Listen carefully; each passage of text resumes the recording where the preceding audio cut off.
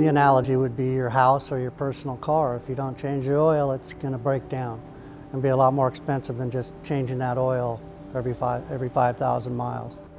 We really covered the gamut this summer on projects. We touched virtually every school, projects from carpeting to security fencing to roofs to intercom systems to parking lots.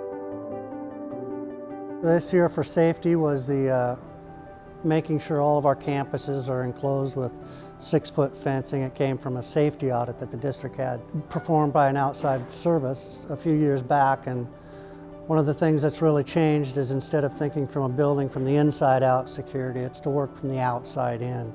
So secure your campus, then you can worry about your entries, then you can worry about your doorknobs.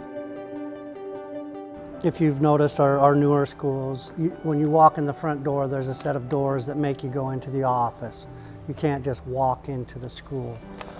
This campus, which was built originally in 1988, you can walk right through the front doors and be anywhere on campus. So one of the projects we're hoping to do is to secure those campuses that don't have that foyer, if you will.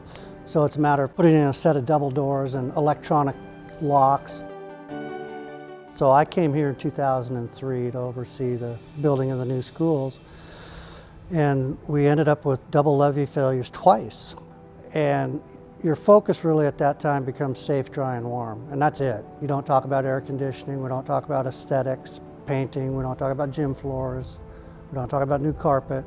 It's safe, dry, and warm. We lived by that motto for many years. I'm glad we don't anymore. The lovely thing is we're not in maintenance mode that much anymore. We're in improvement mode. We're not at safe, dry, and warm as much. We're actually cool and good looking comes into the equation. This year we've upgraded the district stadium seating. They were the old original. It's I tell people it's the same age as me. It was built in 1963.